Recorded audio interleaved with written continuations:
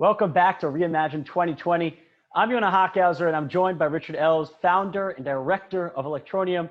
Richard, thanks for joining us. Hiya, thank you very much for inviting me. Absolute pleasure. For sure. Now, for those who don't know, I want to jump back to the early days of Electroneum. Your team's marketing strategy in the early days was pretty darn successful. On 129,000 Twitter followers, 143,000 Facebook users, which is really interesting because in general, Facebook hasn't really been the platform that's known for crypto projects. Most don't even have a Facebook page. I think this illustrates that, Electroneum has had a really strong following beyond crypto enthusiasts, not just the crypto enthusiasts, but beyond. So can you give us a little backstory about how your project came about and why you think it got this big draw? Yeah, sure. My background is technology. I've got a couple of other technology companies. And so I had a team of developers that worked for me, or we worked together. I don't really like to say they worked for me, or they probably technically did. But we were always working on tech, and I was personally interested in crypto. But crypto was, and largely still is, a fairly techie kind of a thing. Certainly back then, mining was how people got crypto, short of one or two exchanges that were starting to pop up. But mostly you had to know somebody, or you mined it yourself. And I liked this idea of everybody getting access to crypto, which is kind of the idea of it, I have to say. But it wasn't really very available. So I had this concept of having crypto that ran entirely on a smartphone. We had a smartphone app development team, and so we built this wallet system, and we built a blockchain. Initially, we actually had proof of work mining on phones, which was sort of laughable. Actually, we melted a few down. So eventually, we came to this idea of actually what people wanted was the block reward. They didn't necessarily even know what their mining rig was doing. They just knew they were participating and getting something. So we created this thing called cloud mining, which is not really mining. It was it was actually what in the crypto terms, it was an airdrop. We were dropping small amounts of crypto to people for being involved in the project. And thus we were starting to get users on board that had no technical skills at all. And the numbers were low, of course, tiny dollar amounts. But that attracted the world's unbanked in a way that had never been attracted into crypto before. So we ended up with millions of unbanked users. So in fact, we've actually got far more users that are not crypto people than we have crypto people, which is probably the only project like that in the world, I'd say. Well, I mean, you mentioned that, that you had a lot of these unbanked, and so often in the blockchain, sphere, and especially in the crypto sphere, you hear everyone targeting the unbanked. What was it different? What was different and special about Electroneum that you guys actually succeeded in getting the unbanked? Well, that people do, it makes me a little bit uncomfortable with how many people say that now. I mean, back in the day, one or two people were saying it. Now every project seems to be to solve the problem of the unbanked. But none of them do, I might add. Even dare I say it, and bear in mind, I'm a huge proponent and fan of Bitcoin. So don't ever think that I'm slagging off Bitcoin when I say these things. But even Bitcoin is not for the unbanked. Transaction fees are too high. And how do you get Bitcoin? So the problems with crypto were that people talk about these things with great largesse. Oh, I'm going to be for the unbanked. But then they didn't actually think of the real world problems. So we did, and that was the difference. So for instance, the smartphone app, one of the very, very first things we knew we'd have to overcome was instant payments. When you walk into a coffee shop, you tap your card or you tap your phone and you walk out with your cup of coffee or whatever other goods you are after. That has to happen in crypto for it to be adopted. So that was the first thing that we overcame. We made a QR code system so you can do app-to-app transfers with instantaneous notification. And you can also pay a vendor. We've got a whole API and a till system enabling vendors to really easily accept Electroneum. So they take ETN, bleep, and then they can walk away and they know that value is there. They know that we've looked at it in the same way that when you pay with MasterCard or Visa, you just know it's happened and you walk away. Whereas if you've got to wait 40 minutes for confirmations on the blockchain, your coffee's going to be cold and you're going to be grouchy. Well, how were you able to come those? I mean, this is the dream of so many projects. How are you guys able to overcome, all the technical issues? How are you able to have a secure and fast system with low transaction fees? How were you able to overcome those? Yeah, well, I mean, crikey, it's been a journey. Let me tell you that. So ideally, I actually wanted zero transaction fees. But right at the beginning, somebody who was against our project decided, well, it would be a great idea then to set up tens of thousands of wallets and just spam the blockchain so the block sizes become unwieldy. And we had a huge amount of transactions sitting in the mempool that were waiting because the blockchain was being spammed. Of course, when we first envisaged this, we didn't really think, oh yeah, in the real world, there are idiots, but they are out there. So then we thought, oh, rats. So we did introduce a small fee, but it's a fraction of a cent, but it still means if you spam the heck out of the black blockchain, you will inevitably run out of ETN at some stage. Then we started introducing other bits of technology to protect the blockchain against 51% attack, for instance. We've seen a couple this year of fairly high ranking cryptos that have had 51% attacks. So we did something to stop that as well, which we've done. We've got a blockchain that we use something called proof of responsibility. So we work with NGOs to be our validators. So it's been a bit of a journey, but largely I would say that overcoming the instant payment system, bear in mind, this does not mean it's an instant blockchain transaction, much as that would be a wonderful thing. And I know there are lots of ideas for let's get the Lightning Network, and I want all those things too. But that doesn't actually necessarily solve the same problem. So the Lightning Network, for instance, you both have to be aware of each other, whereas our system, you can be the guy who walks into the coffee shop can be a complete stranger, and yet the trust has been removed. But it's been removed because it's a trusted wallet system. So we're a custodial wallet system that doesn't enable the user to, so that we are custodying their private keys within the custody wallet system. And that enables us to do all those wonderful things like instant payments. But then we also recommend to people, because, you know, as this show will be telling you, if you don't own the keys, you don't own the crypto. Don't trust custodial wallet systems. That sounds a bit weird coming from someone who owns a pretty big custodial wallet system. But you know, ultimately we do everything we can. We had HackerOne, and we've got BugCrowd working on it. So we've always got white hat ethical hackers trying to attack the system. We've written it in a really cool way, I'd like to think. I won't go into the details, but it's very funky. Gets attacked every day and has done for 3 years. And touch wood, it's stood up to that. But you should not trust that. Just because that's happened doesn't actually mean that as a user you should trust it. So we've also made a cold storage system that's free to use, that people can move their funds in and out of their own private keys with cold storage if they choose to do so. So it does mean that people can protect their own assets if they want to, and there's no cost to that. Now, something really interesting that I saw that you guys have is, in today's day and age, we're talking over Zoom, we're remote because of the COVID-19 pandemic. And a result of that is that a lot of people are either working from home or they're laid off and they're looking for freelance work. And you guys actually have something called AnyTask. You want to explain to me a little bit what AnyTask is? Yeah, sure. So the first thing that we did to start getting ETN used is we started partnering up with airtime providers. First one down in South Africa. We were the very first cryptocurrency ever to partner with an MNO, a mobile network operator. And actually now we've got 140 countries around the world where you can buy airtime directly from our app with ETN. So the first thing we wanted to do was make sure there was a use for ETN everywhere in the developing world. And also the other thing you find in the developing world is that actually airtime has been used as a payment mechanism for quite a long time. So people already were bartering and holding airtime as a digital payment method.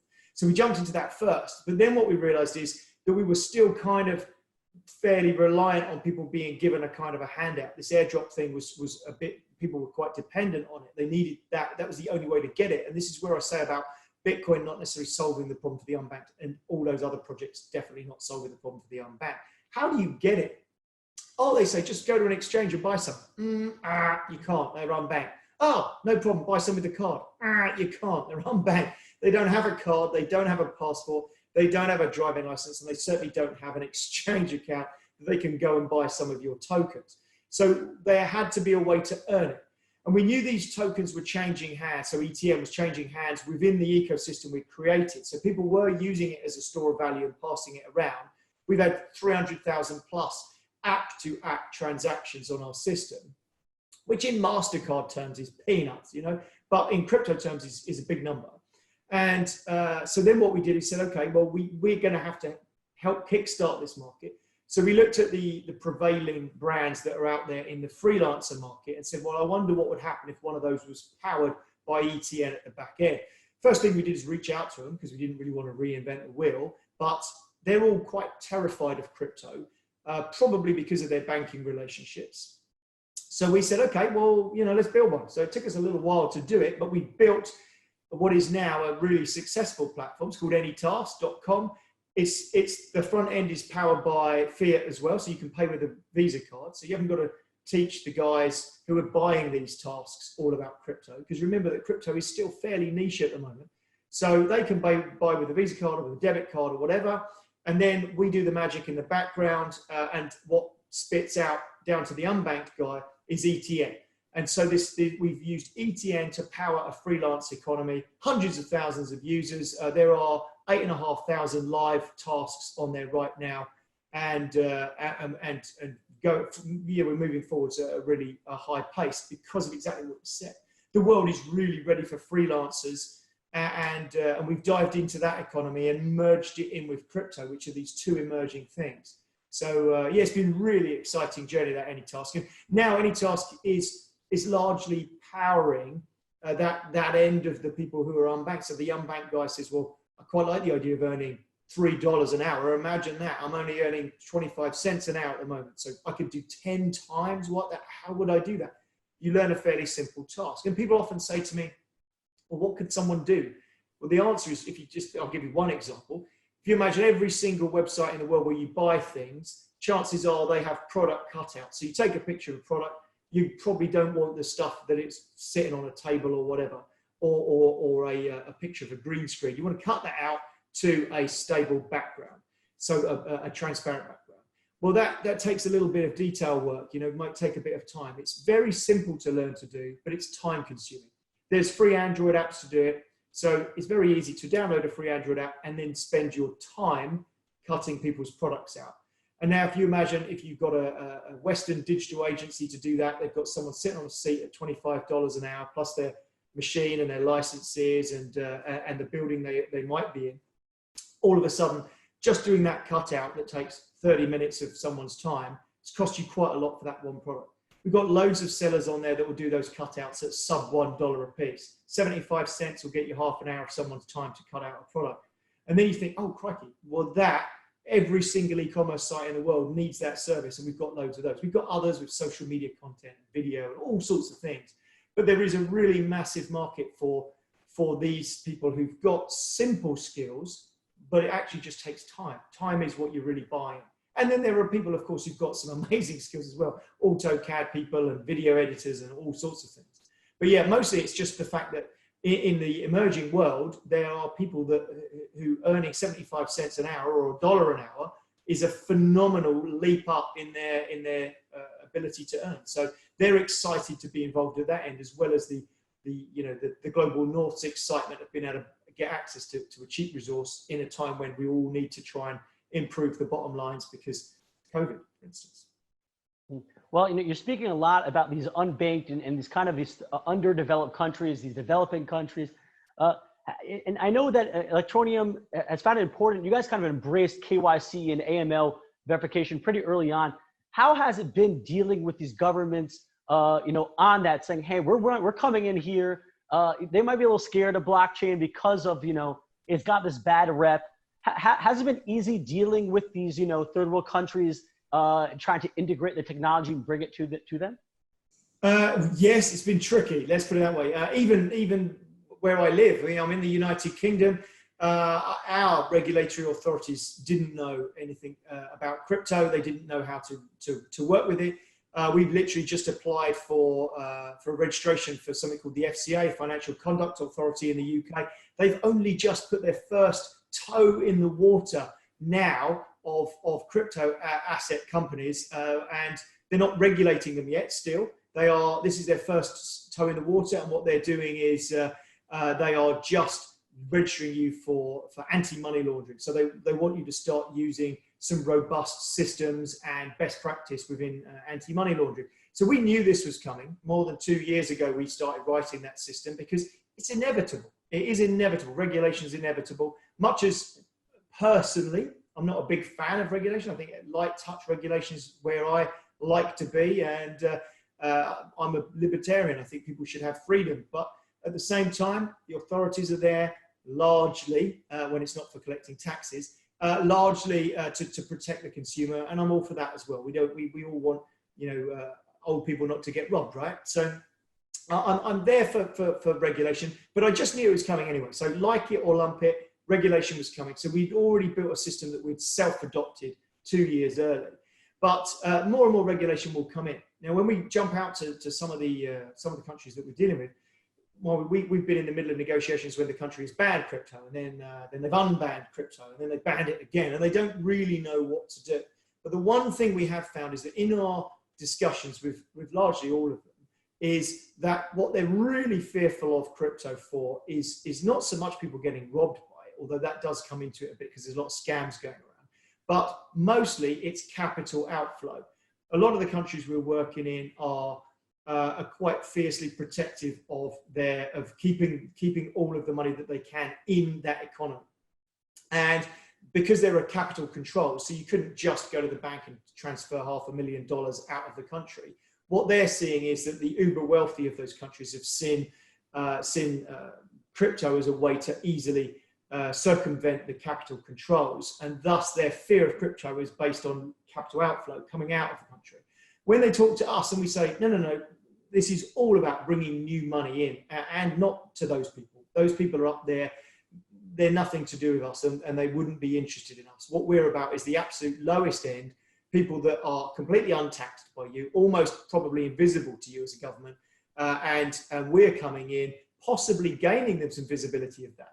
Possibly, certainly we can report back to that government how much money, I'm not allowed to say money, but how much value, how much crypto has turned up into your country as a result of this new economy.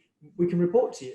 So still early days, still quite tricky discussions, but certainly I believe what we've done, which is embracing regulation and registering for the FCA, being based not in Liechtenstein or the Cayman Islands, but being based just outside London. So we're in the same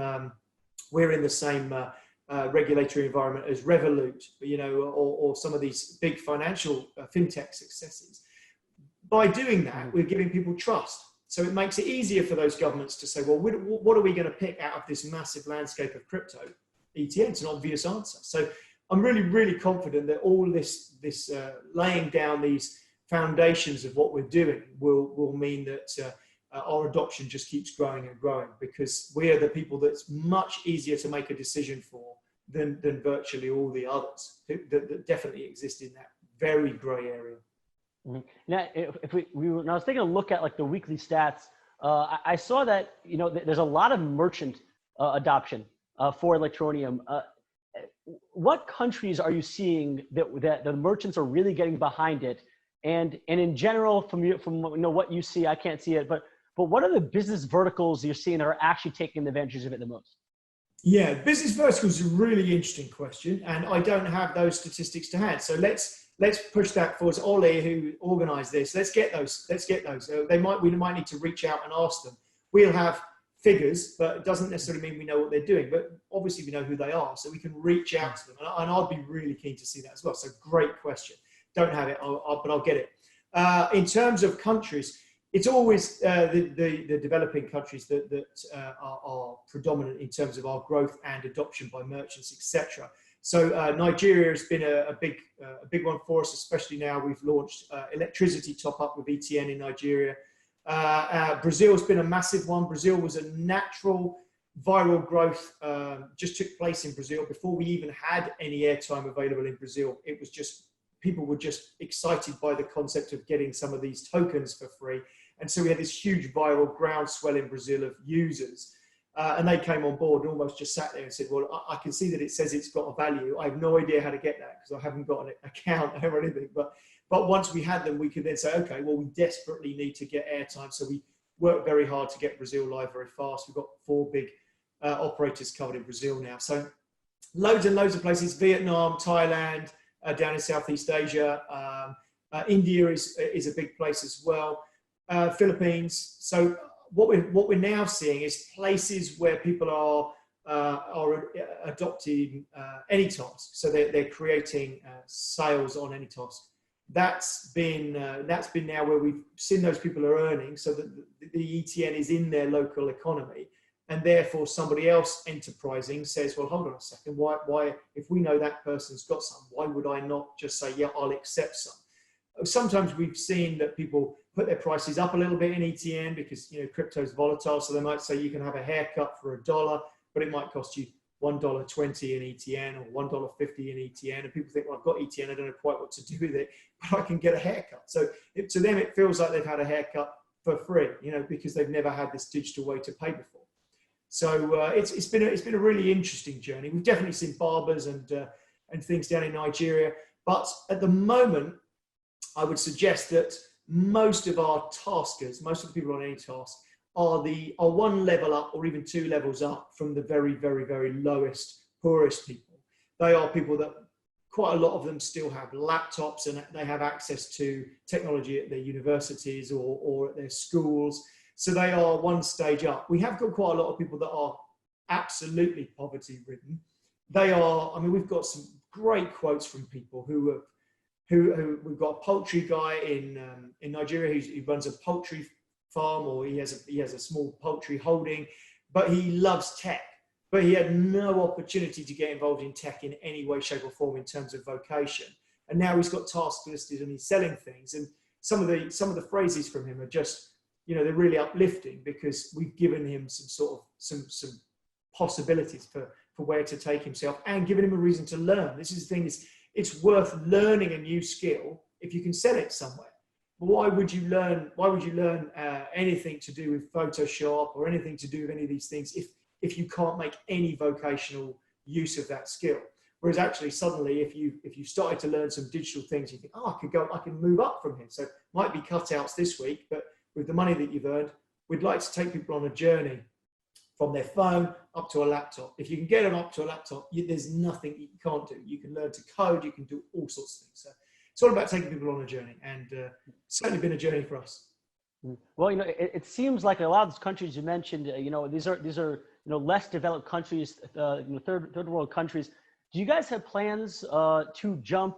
Do you plan, you know, an expansion geographically? Do you still want to maintain and go after either filling up more of those less developed countries or moving on to other less developed countries, or do you guys have plans to then jump up to the first world and you know, where there are the banked? Do you see it could bring value there as well? Yeah, well, I mean, that's a great question as well. I mean, at the moment, we're just working on some deals with some gaming companies, gaming, not gambling. So the classics of the world, like Fortnite, we want to be able to supply V-Bucks and we want to be able to supply Robux and you know, all these types of in-game currencies where you can buy them and then you can equip your character and things. We're trying to get that sorted at the moment, and I think that would probably be something that engages a more Western audience, as well as opening up a new audience in those countries. I mean, this is ultimately what's interesting about it is if you take the United States or the United Kingdom, and you look at it and you go, okay, what's the purpose of using crypto to buy, let's say, V-Bucks? What's the purpose of doing it? Well, actually, it's almost just for fun. There's no particular purpose to it, because actually in your pocket you've got Apple Pay and you've got your PlayStation network connected to your credit card or whatever. There's so many other ways to pay digitally that crypto is something that the crypto community are doing because they want it to be adopted and they're embracing it themselves. But you're not solving a problem in quite the same way as you are if you go to a country where they definitely can't get a credit card, debit card, or any other digital way to pay. Now, suddenly, if you talk about streaming TV services, this guy's earning $60, $70 in a month. Why shouldn't he be allowed to have Netflix and pay $8 a month? Why shouldn't he be allowed to do that if he wants to do it? Netflix would never look at that region because there's not enough people that have got a digital way to pay. And we haven't even spoken to Netflix, so please don't think that I'm saying that we do with Netflix. But we're talking to small TV streaming companies and small TV companies that are in the developing world who suddenly have said, oh, this is interesting, because there are streaming services where you have to do scratch things, and there are all these different ways that they're trying to figure out how can we take digital services into what is a massive economy around the world. Over 1 billion people are underserved in digital services. Well, actually, ETN is the perfect solution for those people. It's tried, it's tested, it works. We know that it works on scale with millions of users. So actually, those deals are starting to become slightly easier to get as we've been able to demonstrate more and more. And as that regulatory environment starts to ease, then people will look at the market and go, right, who do we deal with? Do we take Bitcoin? And then as soon as the explanation is, well, how do the people get the Bitcoin in the first place? They're like, well, the only people that are going to join are the rich crypto people in your country, if you're talking about Bitcoin. They're not that demographic here. So it's an exciting time about opening those up. Yes, we would like to get more people on in the developed world, but we don't solve a problem quite the same way as we do in the developing world. And from my point of view, I said right at the beginning, I will get ETN used and have mass adoption. Some people might suggest that we've already got mass adoption. I personally don't. I think we've got adoption, and you can't get to mass adoption without going through adoption. So we're in those early stages, I think. But of course, you look at other projects and they're claiming they've got adoption when they've got 500 people or something, you know, and that's pre-adoption. But so we have adoption. We've managed to get part of the way through. We are heading in now to try and find those partnerships and things that we need to take this up to true mass adoption. And probably that will be solving problems in specific regions. But we're not saying, okay, let's put all of our attention on the Philippines, for instance, because it doesn't really work that way. Because you might find that there are 5, 6, 7 people in the Philippines that you need to talk to. But actually, there's a country over here, let's say Vietnam, and if a deal comes up in Vietnam that's good, we have to jump on it. So we go where the deals are, I think, is to start with. Well, it's interesting. Speaking about ETN, you guys recently launched a fork, which reduced ETN block rewards by a massive 75%. You want to run me through the thought process there? What was the cause to do that, and what was the effect? What was the aim to fix? Sure. Well, I think we had a question mark hanging over our entire block reward stroke token inflation. So if you look at a lot of projects, token inflation has become a topic, or a fairly heated topic. And if you look at, so for instance, Ripple, if you Google Ripple or XRP, they had 20% token inflation last year. So this means 20% more XRP appeared last year into the marketplace from Ripple's holdings. Ripple have got basically a huge pre-mine of XRP. And then you look at the Ethereum was 9% last year, so nearly 10% more Ethereum came out. And that dilutes the market. It's very difficult when you talk about token economics without getting involved in price and market capitalization and things, and I'm not allowed to talk about any of those things. But what we did want people to realize is that the gold standard in crypto is Bitcoin, and has been since its launch. And Bitcoin's inflation is just a touch under 2%. So we thought, well, one of the things that people are talking about is our token inflation rate. From our perspective, we want to make sure that people understand that we understand token inflation. So what we thought is let's set our bar, let's set our standard at the gold standard of token inflation, which is Bitcoin. So this large jump down took us to actually under Bitcoin's token inflation rate in terms of block reward. And then at the same time, what we've done, which Ripple and XRP haven't done, is we've actually made a pledge that we have a pre-mine pool, which is this where this reward system was coming from. But we haven't got a definitive way of it coming out. So what I thought we'd do is we'd say, look, we're still going to use it for ad hoc projects. It will always be used to make ETN better, to make Electroneum's network better, and encourage partnerships, encourage adoption. But we also don't want the market to think that we might just suddenly go, oh, there's 20% more of it straight out. So what we said is we've made a pledge. We've got 1% block reward in token inflation, and we've got a matched 1% of our rewards can be used in any one calendar year. And that way the market knows definitively that we're in control of it. So that was pretty much what it was, to stem some of the people that were getting a little bit wild about not understanding what we're going to do with that mining pool. Because we haven't got a definition. The world changes. In 3 years' time, there may be opportunities that haven't been defined. So we're not going to mathematically define exactly what it's going to be spent on, but we are now mathematically defining how much of it will be spent, which is, I think, what people were worried about. So I think that by doing this, we've reassured the marketplace, perhaps. It's always good to keep a rainy day fund. But what has been historically, what has been the biggest challenge that has faced Electroneum so far in its, relatively long, but with this relatively new technology, its existence? Yeah, without a shadow of a doubt, just being a cryptocurrency is the biggest challenge. You can have conversations, and even if they go really well, so sometimes I've been introduced at a board level, and everybody around that table really wants to push ahead and do something. It's hard to look at our project actually and not want to do something, because it's fairly obvious that what we're doing is good. People sometimes mistake us for a charity, which we're definitely not. It's all about being a sustainable, profit-making business that solves a world problem. So we're not a charity, but because we're at the end of the market that we're focused on, and we're focused on empowering people, it's quite hard not to say, actually, yeah, well, I would quite like to do something with these guys. So we get that a lot.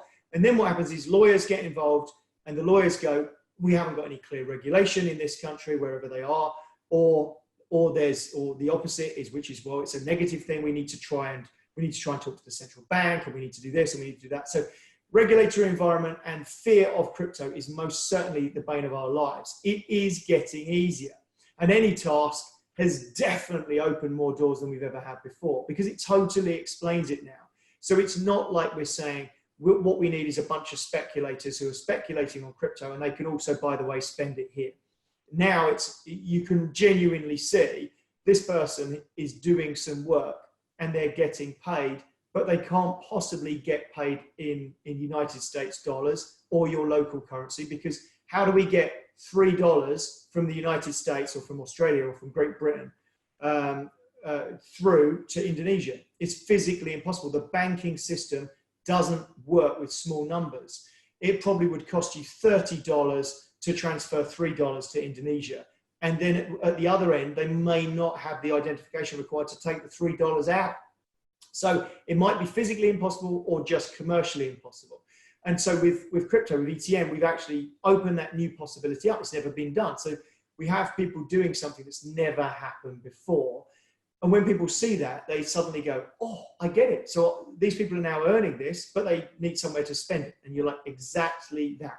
And then it becomes very clear cut. Someone has some new value in their pocket. How are you going to take some? And that's not really any different to any other commercial decision that a business takes.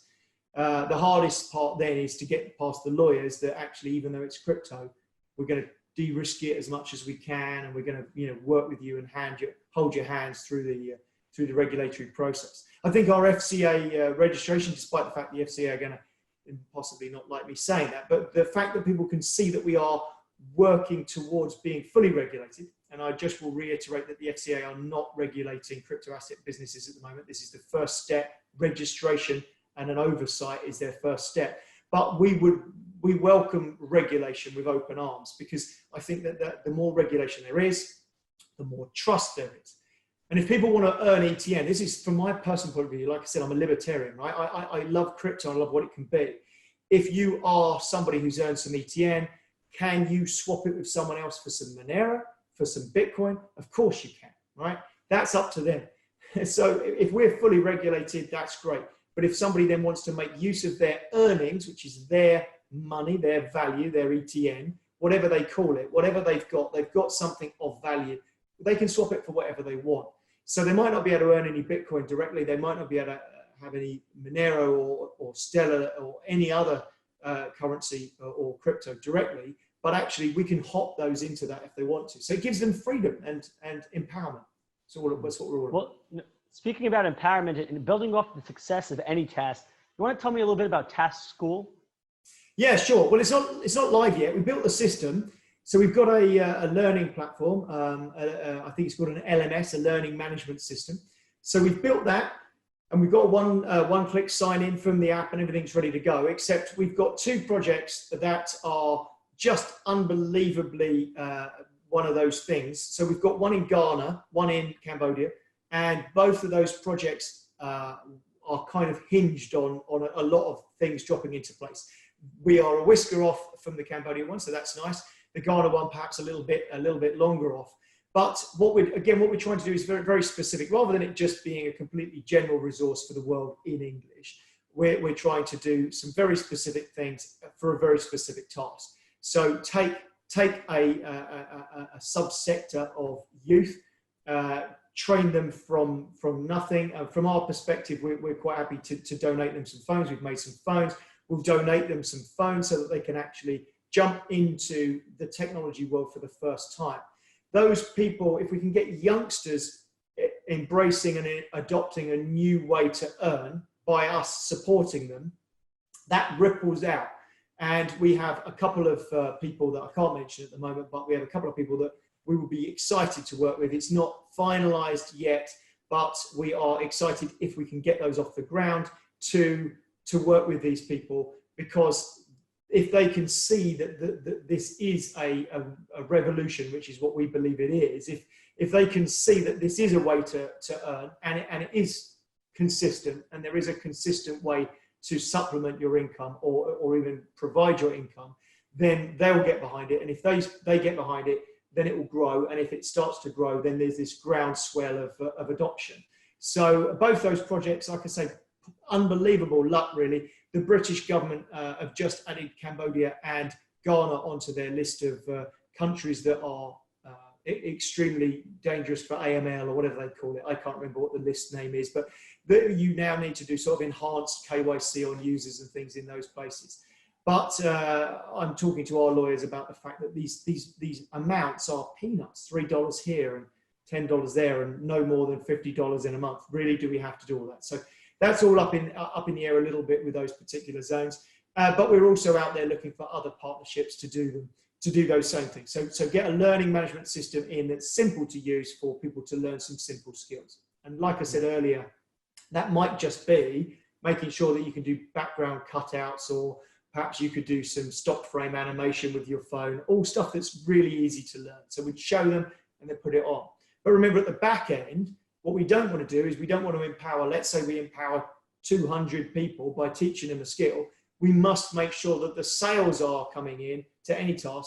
No point having 200 tasks listed that are the same and nobody buying them.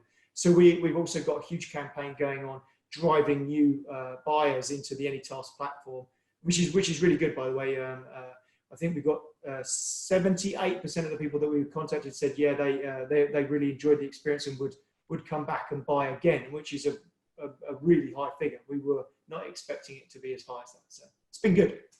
Right. Well, good. It sounds like a lot of good. So far, we've been speaking only about the good. In your view, nothing is perfect. In your view, what is the weakest part or weakest point of Electroneum that you want to strengthen and fix going forward? Yeah, I think probably the weakest part of probably any cryptocurrency is the same for Electroneum. Is the fear of the regulatory environment and what it holds you back from. And let me give you a really good example of that, because it literally drives me crazy. It drives me absolutely nuts. The law, certainly in the United Kingdom and the United States, and probably most of the rest of the world, the law is written by people who have completely ignored the unbanked. Of course they have. I'm not having to go at those people. They've written it because they ignore the unbanked, because the unbanked have got nothing to do with banking, nothing to do with finance, nothing to do with anything that they're touching on. So when they write these things, they leave out a huge sector of society. So we've got a thing at the moment where if we make a transfer of Electroneum, and it's not us, we're acting as an agent. So one of our users makes a transfer of Electroneum. We've got an AML system. It does all sorts of cool things because we don't want people to use Electroneum, ETN, for money laundering. So we've got all that in place. But if for any reason that regulators looked at it and went, I think that is a remittance from you to there, from one person to another. So remittance falls into a slightly different thing where you're actually doing a transfer of money. So we have a legal document that says 100% we're absolutely locked in stone that ETN is not money in the UK. But there is still this thing that says, okay, but if we were money, then we would not be able to somehow make some of those transfers, perhaps. It's all a bit confusing, but it comes down to this very odd little phrase that I hear all the time from the legal team, which is this de minimis. So on some KYC and AML, so the 5th European Anti-Money Laundering Directive, that has a limit, right? So it says between 150 euros within 3 months of value and 5,000, then you have to apply X. Below 150 euros of value, then you have to apply Y. So there are different ways to treat people. But on remittance, there is no what's called de minimis. There is no minimum amount. So what that means is the people who wrote the system never thought about $3 or 50 cents being transferred to Indonesia.